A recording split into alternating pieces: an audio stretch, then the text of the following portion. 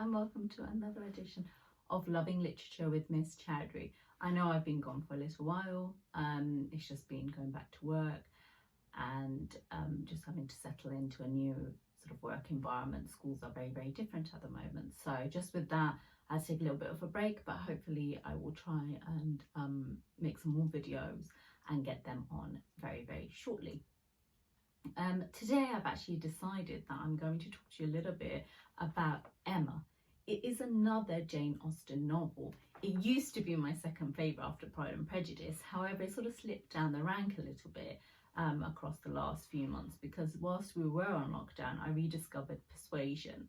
And I think as being an older reader now, older audience, I've actually found myself really discovering how wonderful it is. I think I needed that sort of mature perspective to actually understand that story a little bit more. And in my next video, I'm going to talk to you about how I rediscovered it, what I now feel about it, and so forth. So I'm going to leave that one for now and focus back on Emma. Emma is one of those where, I have got lots of characters that I get irritated with. I just find Emma incredibly annoying. She's childlike and an incredibly spoiled brat. I then find Frank Churchill equally the same. And in my view, which is rather controversial, I think, I would have preferred if those two had just got together and got married, because they deserved each other. They were just didn't know how to treat people, had the luxury and privilege, and therefore didn't learn the skill of empathy. However, I know many would feel very differently, and I do see the purpose of why we have Mr Knightley and we have that relationship between Mr Knightley and Emma. Many feel that it is slightly strange with the age gap, but to me this is not an issue. I think that during this period of time as well, there were many relationships with age gaps, and in actual fact I think that having that age gap between Mr Knightley really actually is what helps Emma evolve and change.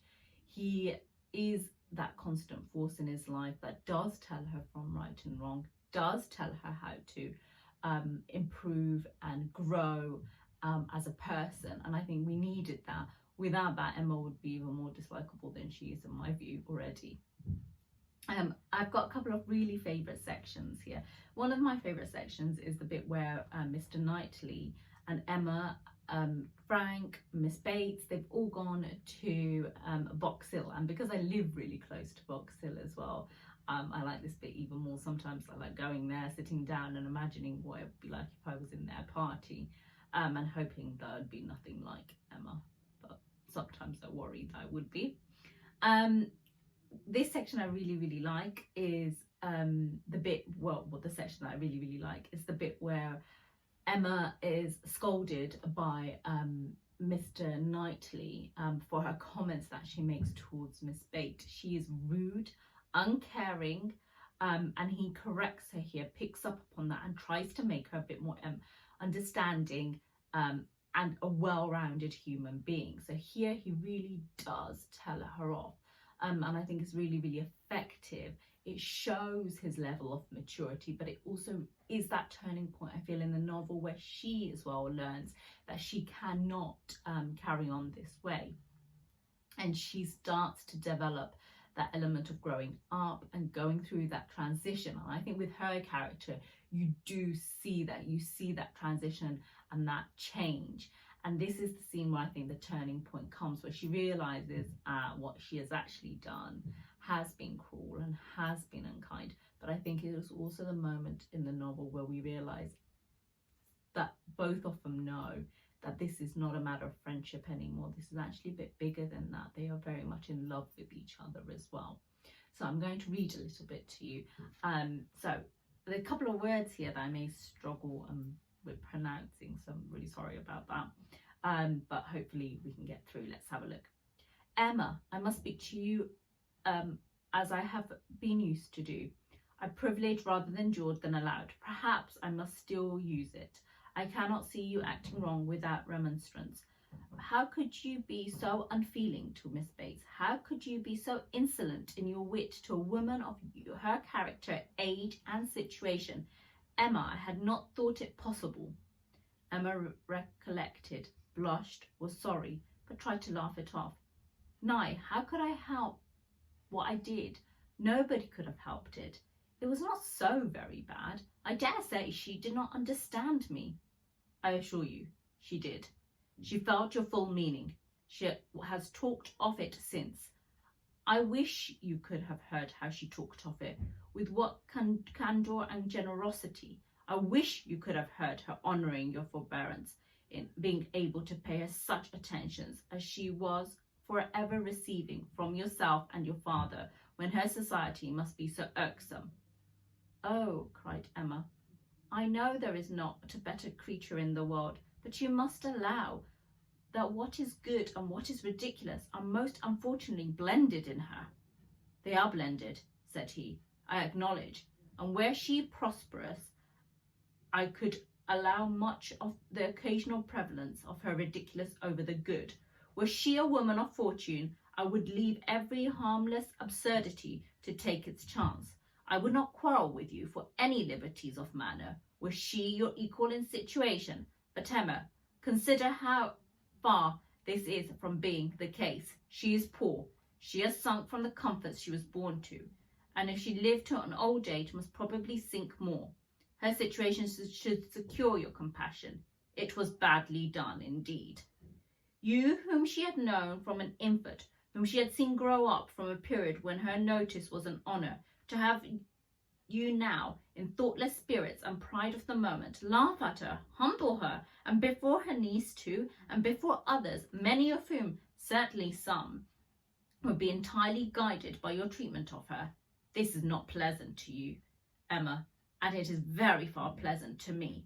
But I will tell you the truth while I can, satisfied with proving myself your friend by very faithful counsel, and trusting that you will some time or another do me greater justice than you can do now. So in this bit, he is incredibly angry with her. But I think actually it's not anger. That's not right. It's more disappointment. I think he's realised that she has been led astray, or is leading herself astray, and has been really, really rude to Miss Bates. I think it's very articulate in this section. I mean, actually that level of compassion that he has, and he has a lot of compassion, the way he treats many of the characters there. Remember, he's got money and wealth, and more so than any other character, but he doesn't really show that, and he treats the Martins well, he treats Miss Bates really well, her niece very well. He's really a sincere character, and here I think he wants to pass that on.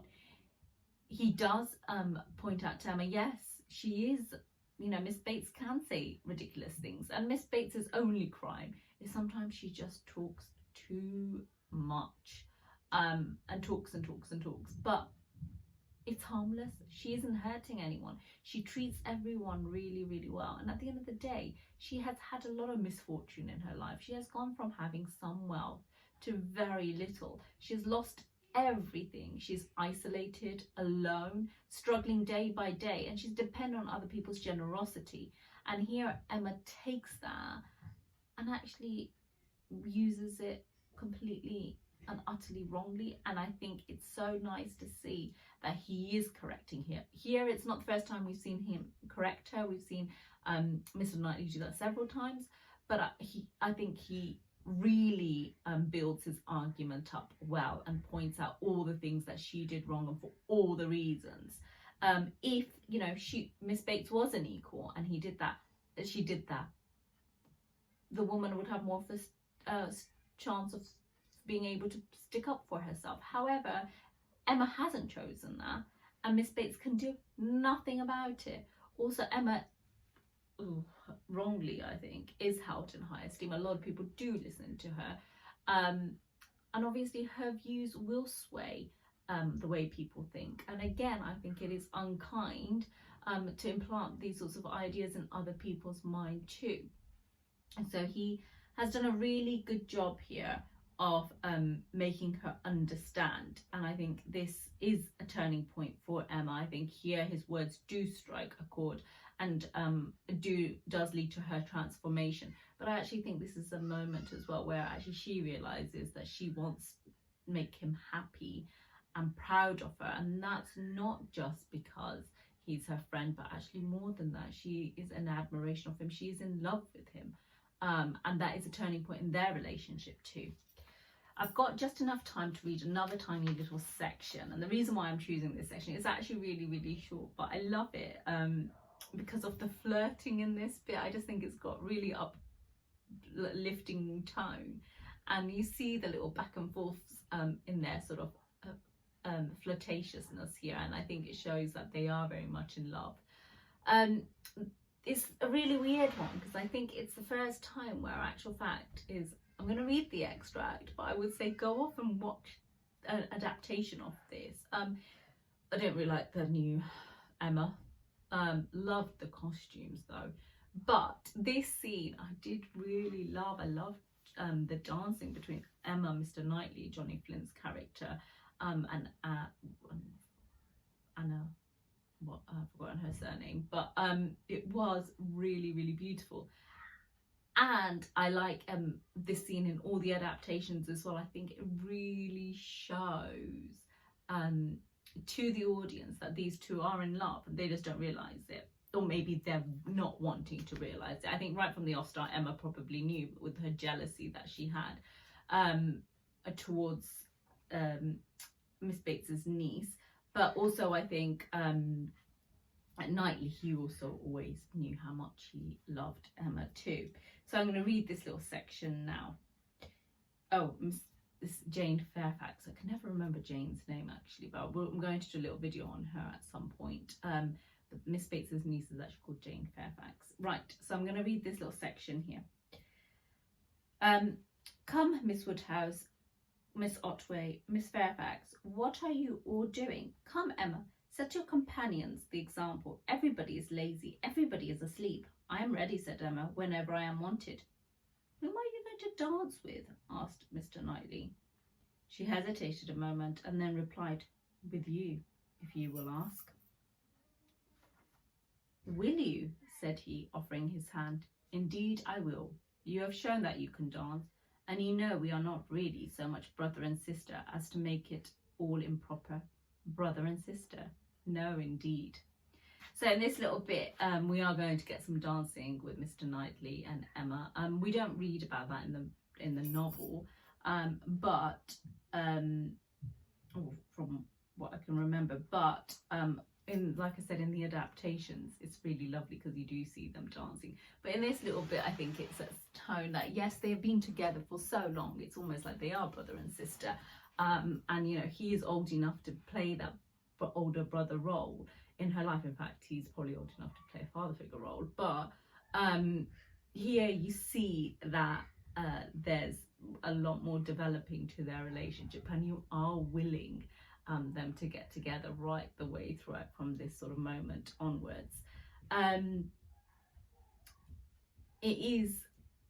There's some sort of sections leading up to this that I really like, where he says, I shall not scold you, I leave you to your own reflections. Can you trust me with such flatterers? Does my vain spirit ever tell me I am wrong? Not your vain spirit, but your serious spirit. If one leads you wrong, I am sure the other one tells you of it. I do own myself to have been completely mistaken in Mr Alton. There is littleness about him which you discovered, and which I did not, and I was fully convinced his being in love with Harriet. It was, though, a series of strange blunders, and in return for your acknowledgement so much, I would do you the justice to say that you would have chosen for him better than he has chosen for himself.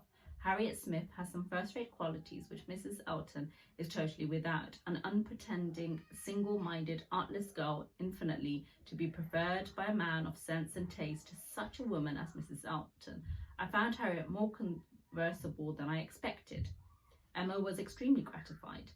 So, you know, you've got the beginning bits to that scene as well, where they do have that little talk. And again, you do see that, yes, Emma is always put on the right path by Knightley, and I think that's why their relationship is key, and it is key that she doesn't marry someone like Frank Churchill, although, like I said, get them together and be done with it. Knightley almost, in my view, deserves slightly more, which I know is a really controversial thing to say.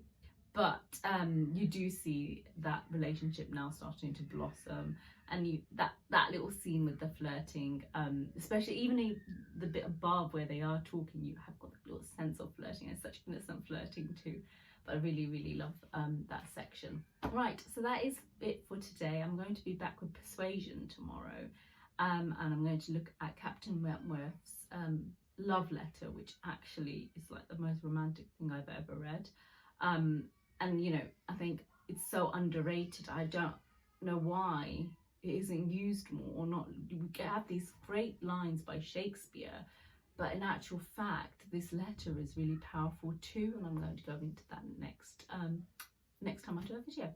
Right, take care. It's been lovely coming back and doing this for you all. I hope that to do some more, please do like and subscribe, and keep watching Loving Literature with Miss Chowdhury. Take care. Goodbye.